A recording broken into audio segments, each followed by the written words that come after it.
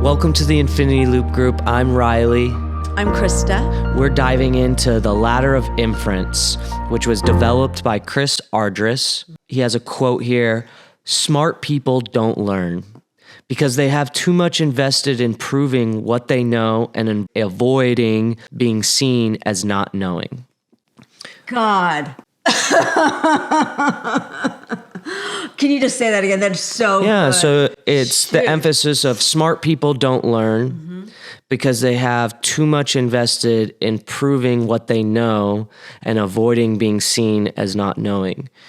To me, that also rings true of like the very similar statement of Michael Malice, where he talks about it's easier to train a smart dog than a dumb dog, right? And where he talks about, well, why are some of the smartest people in our society the easiest fooled and the easiest misled? And it's because if you teach them something, they hold on to it so deeply because they want to be the one with the knowledge that they are so unwilling to actually look at it from another point of view. So tie that in with the dog thing. You said how smart dogs are easier to train? Because they're almost like they're able to be programmed. Correct. A smart dog is the one that knows when to sit, stay, and listen. Dumb dog's the one that's running around doing its own thing.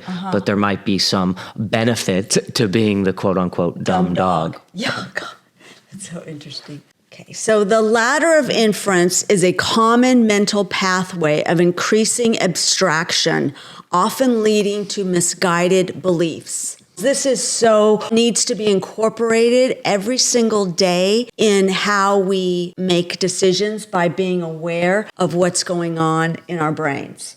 Okay? On the diagram on the next page, which of course you will not see, but we will read to you, start to read from the bottom of the ladder and go up. See how quickly our brains select data to tell a story that hinders our ability to see the truth of the situation or each other. Until we become aware that we all go up our ladders and need tools to get down them, we'll have a certitude about what we very well might be wrong about. We may even call it quote-unquote intuition, seeing the metadata, reading people, but it's not a sound and disciplined way of decision-making. It's been proven how faulty that line of thinking is. So how I see that is it's someone saying, oh, I'm so aware that I was able to pick up all the nuances of everything you did that I don't need to ask questions. I know what you were thinking when you did that. So I know you meant malintent on what you did. Instead of going to inquiry and engaging and connecting, you immediately make the person the bad guy. Exactly. And it's not, again, that there could be an intuitive thing that they were picking up the falseness. And if they asked a question, the person would have lied anyway. I mean, it's not that, again, the nuance that there isn't a place for intuition that can go, I actually am reading the situation. But I have seen this over and over and over again, and it's very often from quote-unquote spiritual women who will just go, I just know, I can just pick it up. And they don't even see how they are selecting specific data. And again, if you can't then check your quote-unquote reading people through some of these great mental models to go, am I blind here? Right? Everything needs to be able to be questioned. Well, that's exactly it. It's the questioning. It's right. You could be seeing all this data, presenting it, and yes, you're relying on your intuition, which we very much encourage. We believe that that is a tool that the more you use, the more connected you become to it. But it's also the importance of having accountability buddies and bouncing that off idea. And you go, okay, I feel like I read this correctly. What am I not seeing? Yeah, because it may not be their intuition. Right. It may be, again, they're up their ladder, they got something that triggered them, and they just went, whoop, That was a red flag. That was a red, instead of going, oh, let me ask more questions. And then this is that connection to smart people being so invested in proving what they think right that they are so unwilling to ask questions. So, right, from my experience with women in the spiritual field. I know, poor women right now. They're going to get hit hard. Well, they act like they're... Can't be questioned. Correct, right? My intuition is so good that I don't have to present data or any backing up information on this. Yeah, and that is the infinity loop. It is the both and. It's we see things, we have ways of checking into that. We have ways of going verifying like, whoa, I just got this really weird hit. What's this about? It's the both and. It's we need other people to speak into our lives, but we need to know where we are blind ourselves with the ladder of inference. Because it's something everyone does. That is how our brains are wired. That's why then we have to get down. Just like everyone takes the first look that is critical. That's why we have to take the second look. We have to go, ooh, what's dangerous? How is that person separate of me? Because they need to be separate from me. Because I need to be safe in this world. Without knowing how our survival brains trip us up, we may react in anger and offense and lose our way. That's that when we talk about anger, how so often, and you're really good about this, Riley, bringing this up, very often our anger is because we are up the ladder. We are making these abstractions. We are too quickly offended. Our survival was predicated on us seeing what could threaten us. Below this ladder is an explanation of how it works. That's just on the next page. It will rock your world. People who have embraced it, incorporate it into their company or relationships, are then able to see where they're up their ladders. They're humble and transparent and living out loud because it is a transparent process. It brings lightness, fun, and humility. We begin to feel safe to be that honest with everyone who does this. The more transparent you are, the more it empowers everyone that's involved. Totally. This is my thought process. This is the data I'm selecting. One, observable data and experiences as video might capture. Yeah. So this is actually the bottom of the ladder is the facts. Only know at the bottom of the ladder, the safest part of the ladder, this is all that is. We only know that somebody drove their car in front of the post office and we saw a gun. That would be considered data. This is the data that we have. Like say we were on a jury for a trial. It's like, this is the data we have. We have this. That would be the bottom of the ladder. I select data from what I observe. So that's step 2. That's going up the ladder. We are now making choices to select what we want from this data. It's even before assumptions, we have decided to focus on certain data.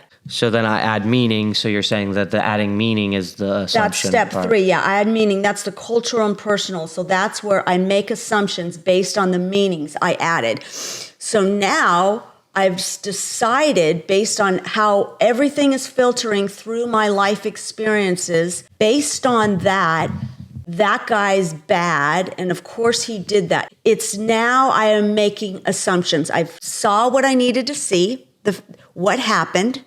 I select specific things that I'm going to focus on. Then I build the assumptions and attach meaning to what that means. Why somebody responded the way they did. And then you draw a conclusion from those assumptions. Yep. Right? And then I adopt beliefs about the world based on those conclusions. And last, I take action based on those beliefs. So you've now made the top of the ladder. I have taken actions based on the beliefs I have of the world, the conclusions I drew, the assumptions I made, and the meaning I gave, and the data that I selected. And I adopt beliefs, and then I take actions. So what happens is people jump to conclusions pretty frequently. It's human nature. The more stressed and pressured people feel, the more likely this is going to occur. If we know about the ladder of inference, you catch yourself before you overreact or quote unquote climb the ladder too quickly. The ladder of inference is a model of how people process information. One of the ways we deal with the onslaught of information thrown at us daily is to selectively edit based on our pre-established beliefs and preconceptions about a lot of things. So What's the problem? While our beliefs may be true, they aren't the truth. So, I mean, this is very much shown in society when people talk about the echo chambers, right? Mm-hmm. So it's because we have so much information, it's so much easier and so much more desirable to go to the thing that is just going to confirm your beliefs, your biases, instead of listening to something with open ears as another perspective. It's kind of mind-boggling to me how, again, the most intelligent people I come across are the ones that are the most unwilling to hear the other side.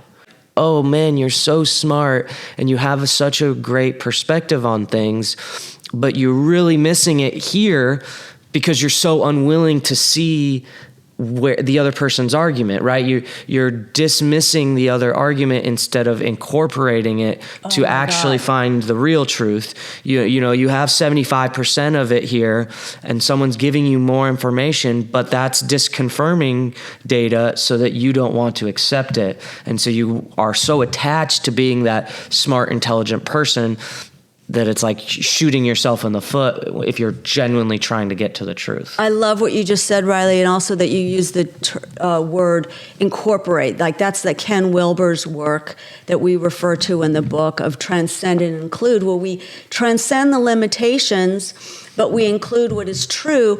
And that's that open contemplative view, the eagle that is the widest view in pure awareness that can see everything. Go, oh, that's interesting. That's the shadow of some of what I believe so strongly about how the world should run or this political view. Or the tool that will connect us is the ability to see the paradox in things and being able to hold the both and. This is where I have grown the most in my ability to see the bigger picture, that two things can be opposite and true at the same time. And I think it's really hard for people to comprehend when they are desiring to make the world black and white. When you have to make someone a bad guy and yourself a good guy, you've made both people bad. Oh my God, tell me more about that. That's so good.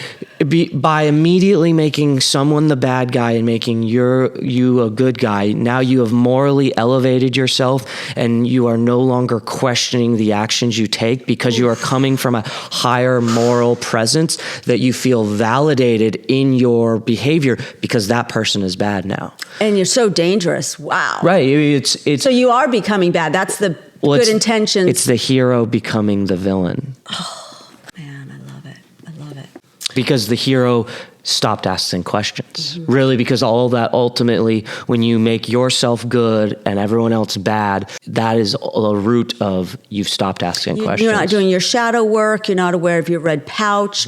You're splitting, so you're psychologically not really whole. That very black and white thinking is not tied in with being mentally and emotionally healthy. It's not a higher order of intelligence that can handle complexity and paradox. And that's what we are moving to in the new human, is dealing with the paradox. Well, the world is only getting more and more complex, and paradoxes are becoming more and more prevalent in our society. So good. Okay, conflict arises when two or more people of differing opinions need their truth to be recognized as quote unquote the truth. Talk about relationships, marriages. In default mode, we don't easily separate our beliefs and opinions with our concept of who we are. That is our default mode. That's the ego. When the ego is like, I am my point of view, not I have a point of view. I am what I think. No, those are just concepts outside of you. That is not your identity. To me, this makes me think of something I was seeing recently where people were being asked a question and they answered one way, and then they ask a follow-up question and they go, well, based on that answer, then your first question, you're lying. It's not that they're lying, it's that might be what they think they want or society is telling them they want, but the actual decisions they are making are the opposite of what they're saying. Oh, I want a sensitive man. Okay, but you've only dated men that that don't ever, you know what I mean? That don't have any connection to their data. Like the reality and what people say and present and their decision and choices seem to be very counterintuitive to each other. Yeah.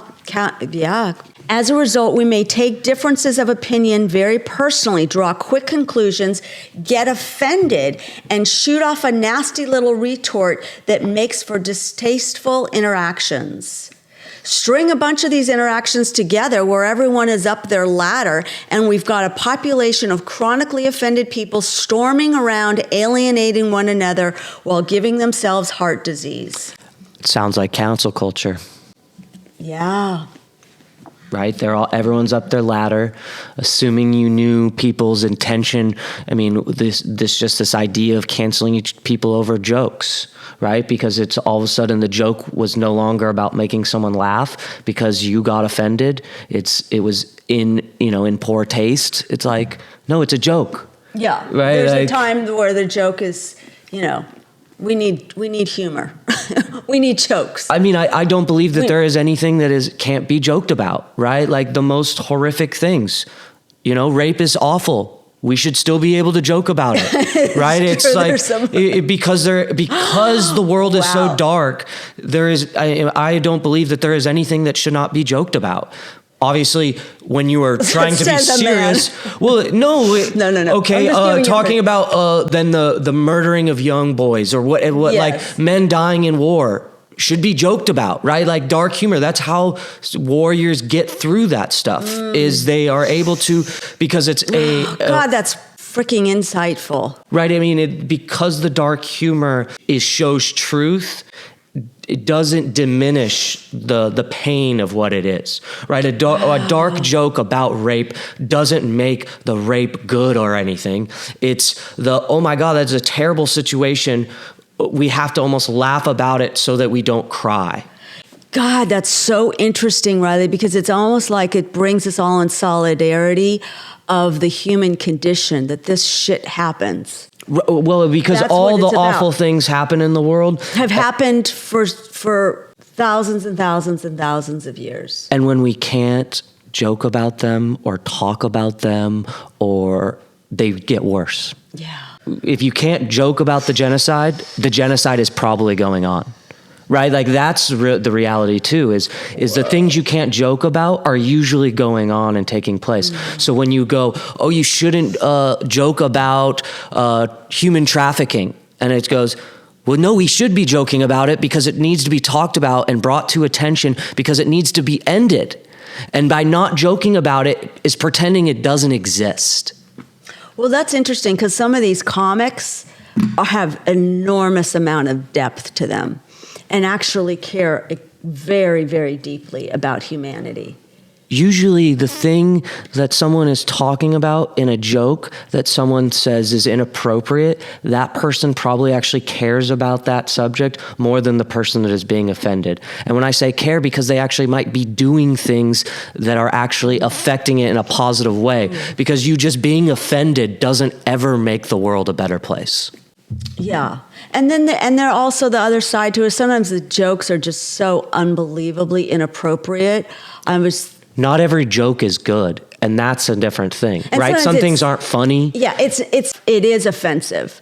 Like just joking about where a woman's role. Some things are bad jokes and aren't funny, and that is people need to be able to have the space to make the bad joke and us go, yeah, that's not really that funny.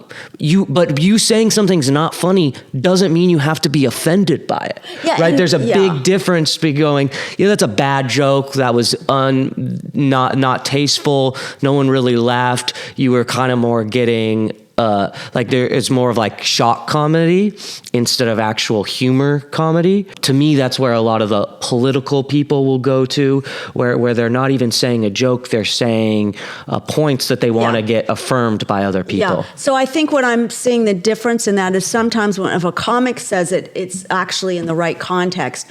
When someone's at a company, dinner party or whatever, out for drinks, and they're putting women down that are on their team in a stereotypical way, that is in such poor taste, and it's so offensive to even very strong women. That's different. Yeah, if it's not your job, you shouldn't be making rape jokes.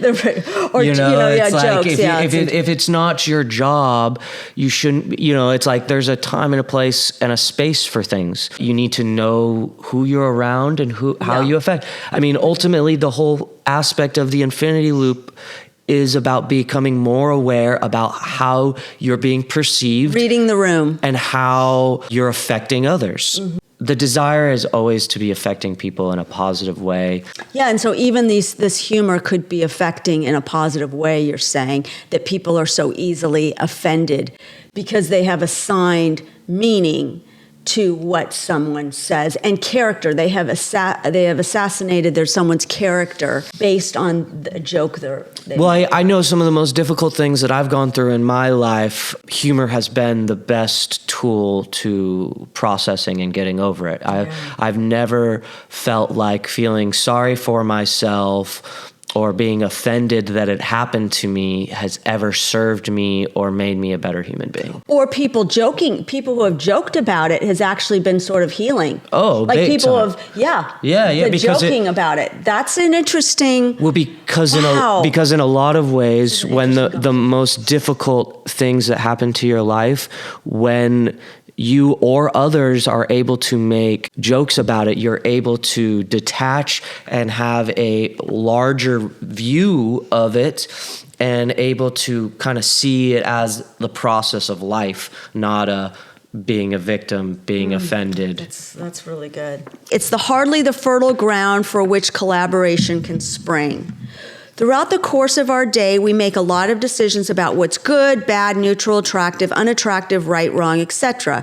The new guy in accounting is very reserved, and we know another reserved person whom we perceive to be a real jerk, so we automatically conclude that the new guy in accounting is a jerk. Someone in a red sports car nearly runs us down at the crosswalk, so everyone who drives a red sports car is a self-absorbed SOB who routinely mows people down. You get the picture. Our skill at reasoning is both essential and gets us in trouble. That's what it is.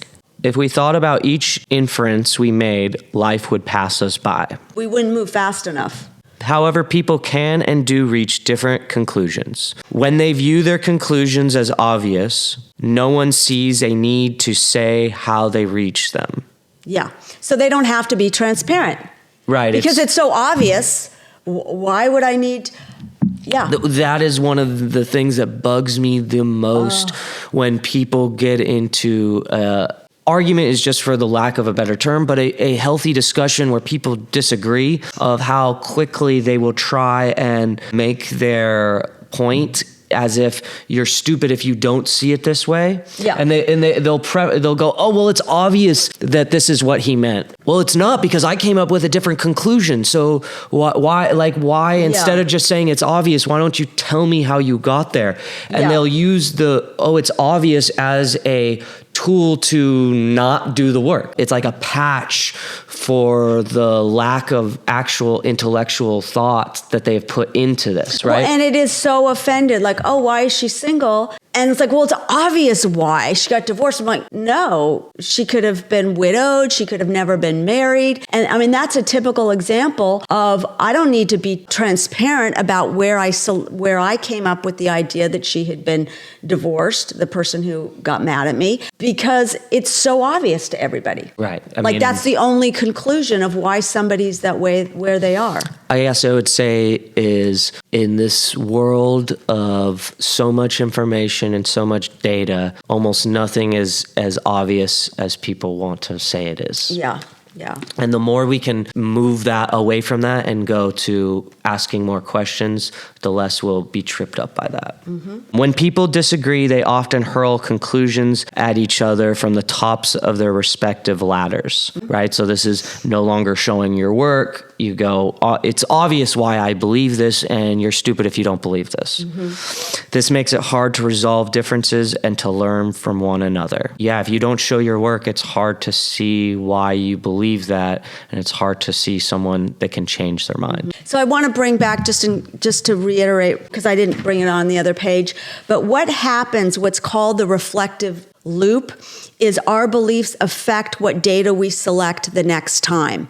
So what happens is we start with the observable data. The next thing is we select data, and then we make assumptions, draw conclusions, we adopt beliefs. The next time, we just go right from I'm going to select just this piece of data, and I'm just going to put meaning and beliefs around it. So then it just becomes even a quicker shorthand, and that is how we judge one another, and we're not staying present. And we said, oh, well, you did this, blah, blah, blah. And then this is the data I have, and I have only selected data and assigned meaning. So this is a reflexive loop. Right. So it's like my last partner would do this and cheat on me. So now I think anyone that's doing this is going to be cheating on me, right? Is that what you're getting at? Clearly.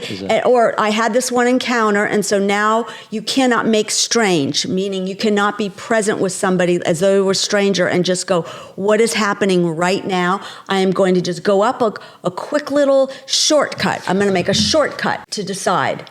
This is the root of all racism and prejudice, right? I had one bad experience with this black person, Mexican person, whatever, any group, this LGBT, this Republican, any group you have, and then all of a sudden you make all that group like that. Or maybe before you had been, say we're going way back, but you had been enculturated to believe that a certain race was less than you, and that you putting them in these roles is actually benefiting them.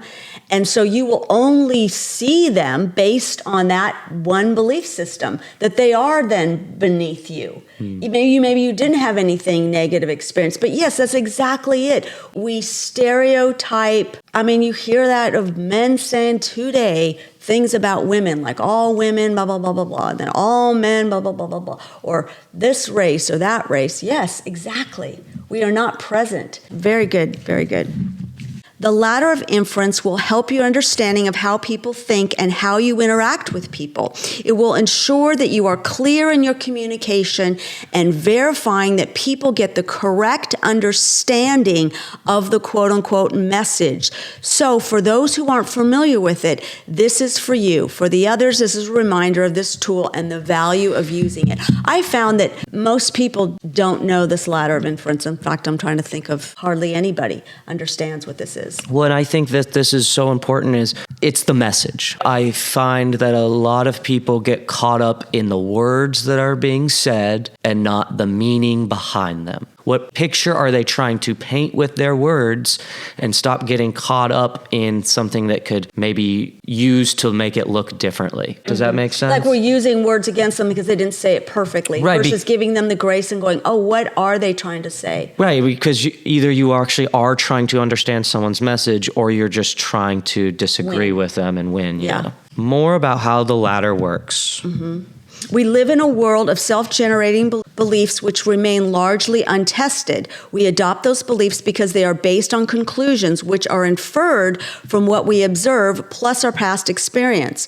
Our ability to achieve the results we truly desire is eroded by our feelings that our beliefs are the truth, my truth, the truth. Mm-hmm. The truth is obvious. Mm-hmm. Our beliefs are based on real data. Mm-hmm. The data we selected are the real data. Mm-hmm. All these things create the environment for no inquiry. Yeah, and then smart people, you see them, quote unquote, do this all the time. They're very, very confident in that. That's really what Chris Argyros is saying. They're too smart to be doing this, but they're doing it. This is my truth. The truth is obvious. It's an arrogance. For example, I'm standing before the executive team making a presentation. They all seem engaged and alert, except for Larry at the end of the table, who seems bored out of his mind. He turns his dark, morose eyes away from me and puts his hand to his mouth. He doesn't ask any questions until I'm almost done, when he breaks in, I think we should ask for a full report. In this culture, that typically means, let's move on. Everyone starts to shuffle their papers and put their notes away. Larry obviously thinks I'm an incompetent, which is a shame because these ideas are exactly what his department needs. Now that I think of it, he's never liked my ideas. Clearly, Larry is a power-hungry jerk. By the time I've returned to my seat, I've made a decision. I'm not going to include anything in my report that Larry can use. He wouldn't read it, or worse still, he'd just use it against me. It's too bad I have an enemy who's so prominent in the company. In those few seconds before I take my seat, I have climbed up the ladder of inference, a common mental pathway of increasing abstraction, often leading to misguided beliefs. I start with the observable data. Larry's comment, which is so self-evident that it would show up on a videotape recorder. I select some details about Larry's behavior, his glance away from me, his apparent yawn. I didn't notice him listening intently one moment before. That's a perfect example of selecting only certain data. I add some meaning of my own based on the culture around me that Larry wanted me to finish up. I move rapidly up the assumption about Larry's current state. He's bored. Yeah, like for example, back onto Thingback, I add some meaning of my own based on the culture that Larry wanted me to finish up. We don't really know that Larry wanted him to finish up just because he says, I think we need a full report. I conclude that Larry in general thinks I'm incompetent. In fact, I now believe that Larry and probably everyone associated with Larry is dangerously opposed to me. Thus, I reach the top of the ladder. I'm plotting against him and myself. That's good. You said that, and myself. Oh, that's good, because you're working against your best interests. Wow. It all seems so reasonable, and it happens so quickly that I'm not even aware I've done it. Moreover, all the rungs of the ladder take place in my head. The only parts visible to everyone else are the direct observable data at the bottom and my own decision to take action at the top. The rest of the trip up the ladder, where I spend most of my time, is unseen, unquestioned, not considered fit for discussion, and enormously abstract. These leaps up the ladder are sometimes called leaps of abstraction. I've probably leaped up that ladder of inference many times before. The more I believe that Larry is an evil guy, the more I reinforce my tendency to notice his malevolent behavior in the future. This phenomenon is known as the reflective loop, what I was mentioning before. Our beliefs influence what data we select next time. Our beliefs influence what data we select next time. That would be the whole racism thing. We would only select one little thing that would confirm our racist beliefs or our misogynist views or our hateful beliefs or suspicious beliefs. And there is a counterpart reflective loop in Larry's mind as he reacts to my strangely antagonistic behavior. He's probably jumping up some rungs of his own ladder. For no apparent reason, before too long, we could find ourselves becoming bitter enemies. Larry might indeed have been bored by my presentation, or he might have been eager to read the report on paper. He might think I'm incompetent, he might be shy, or he might be afraid to embarrass me. More likely than not, he has inferred that I think he's incompetent. We can't know until we find a way to check our conclusions. The importance of asking questions. That's it, which is the chapters we've talked about before. Hey, I'm feeling this. I'm thinking this. I saw you do this. Tell me where I'm wrong. I saw you do this. I assigned that this meant this. Am I missing something? So I have a quick scenario then. In this scenario, would the healthy response be maybe that you go, the meeting ends, and you go, hey, Larry, I noticed you seemed very unattached or disengaged from what I was saying. Was I doing something that wasn't intelligent? Like, did you think I was would you ask those types of questions? Yeah, and we'll give that example. But you could also, what I would probably say is what I saw. I always like to say, I may have missed things. But when I was looking over, I was noticing you were I looked like you were yawning and unengaged. Was I saying something that was boring or not relevant? How did you experience what I just did? Okay. Yeah. Unfortunately, assumptions and conclusions are particularly difficult to test. For instance, suppose I wanted to find out if Larry really thought I was incompetent. This is a little bit different, incompetent. I would have to pull him aside and ask him, Larry, do you think I'm an idiot? Even if I could find a way to phrase that question, how could I believe the answer? Would I answer him honestly? No, I'd tell him I thought he was a terrific colleague, while privately thinking worse of him for asking me. Now imagine me, Larry, and 3 others as a senior management team with our untested assumptions and beliefs. When we meet to deal with a concrete problem, the air is filled with misunderstandings, communication breakdowns, and feeble compromises. Thus, while our individual IQ average 140, our team has a collective IQ of 85. This is marriage. This is marriage. This is parenting. This is what is going on. And if we learned and taught, which we do to children and families and relationships, the ladder of inference, and then you're on the same team helping each other see where we're up our ladder. I mean, this would change the world if the world understood these abstractions, these pathways of abstractions we go up. The ladder of inference explains why most people don't usually remember where their deepest attitudes come from. The data is long since lost to memory after years of inferential leaps. Sometimes I find myself arguing that the Republicans are so-and-so, and sometimes I ask why I believe that.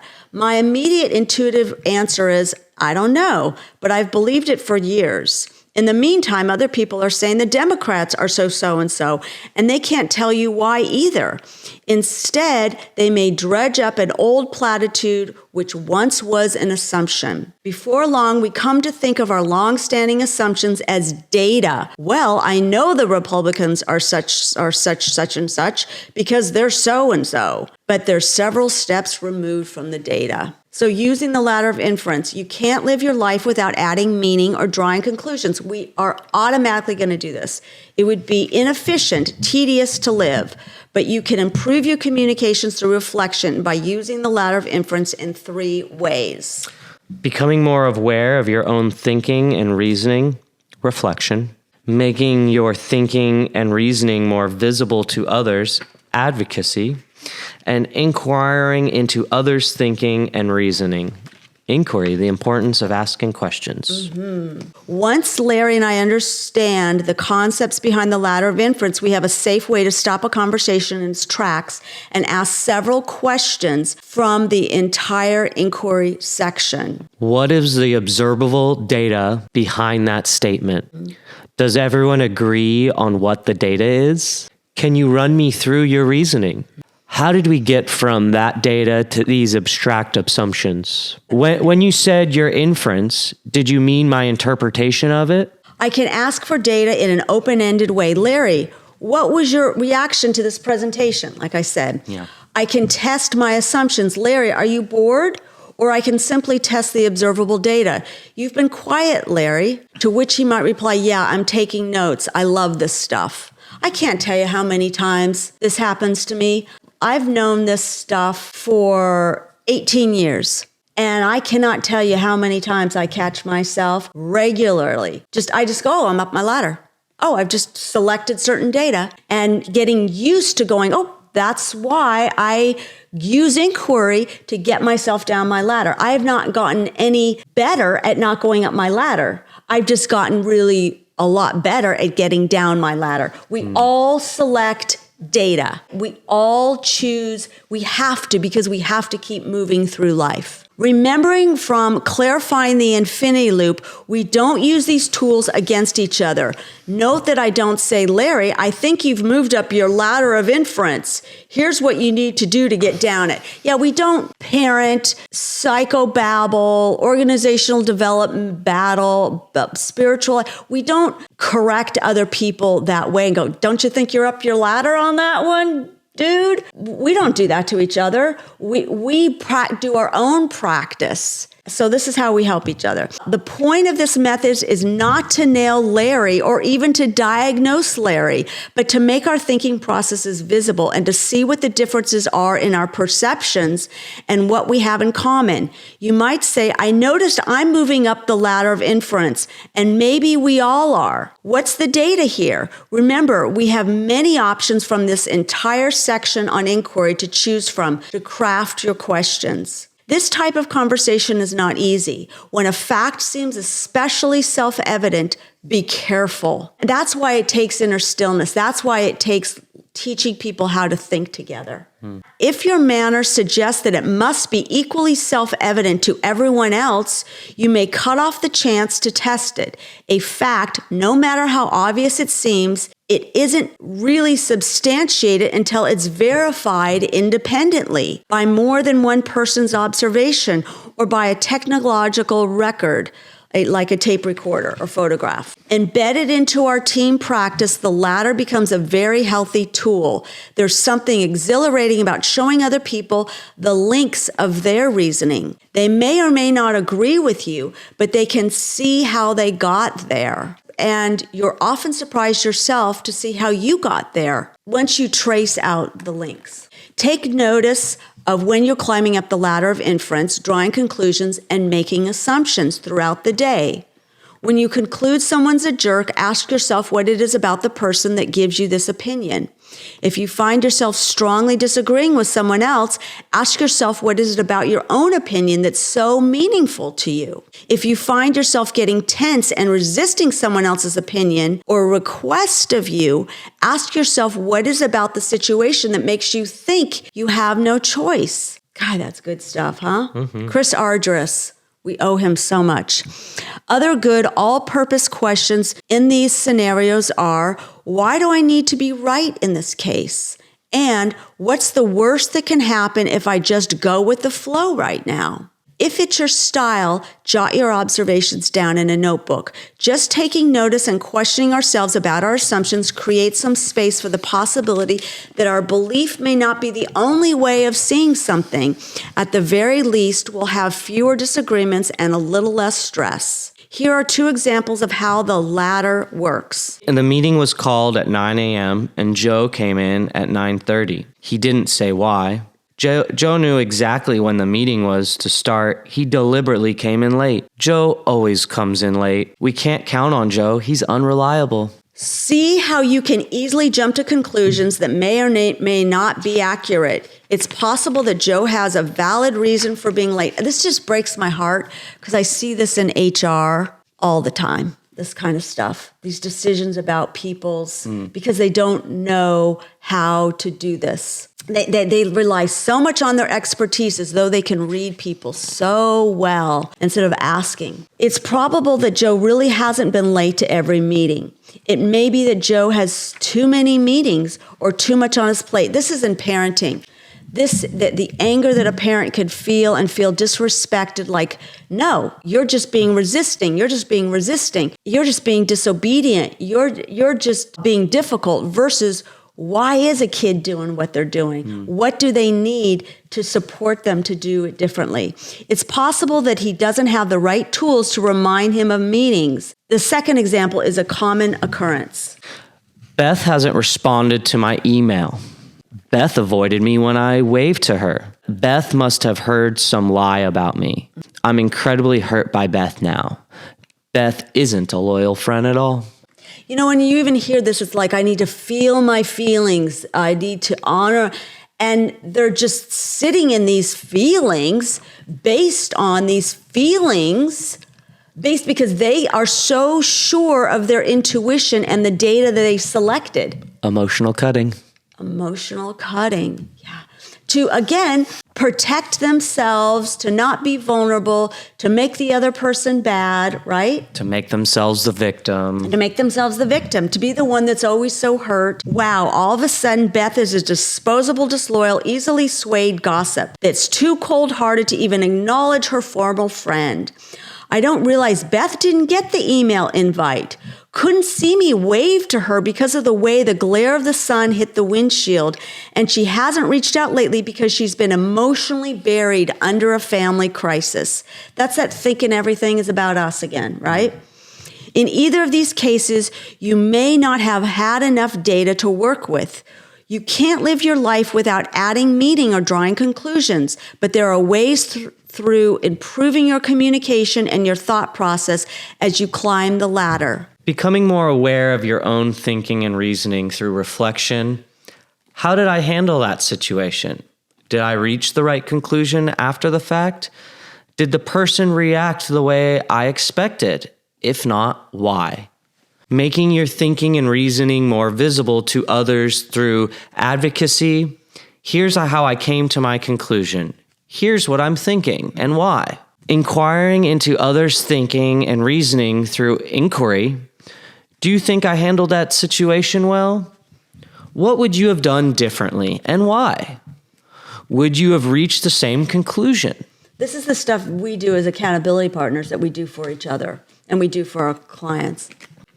We filter our dialogue and say what we think they want to hear. Mm-hmm. We carry on a private dialogue and a public dialogue. Mm-hmm. We filter our private dialogue, only saying what we assume will be heard, will not upset people, will get us what we want, and so on. Mm-hmm. Before I say the next point, that makes me really think of the podcast that we talked about, that how wrong we are in the private dialogue that we have in ourselves and the public dialogue, and how they are so wrong. Like, our ability to think what other people are thinking is so not right that it's like your chances of getting it right is less than 1%. So why even do it?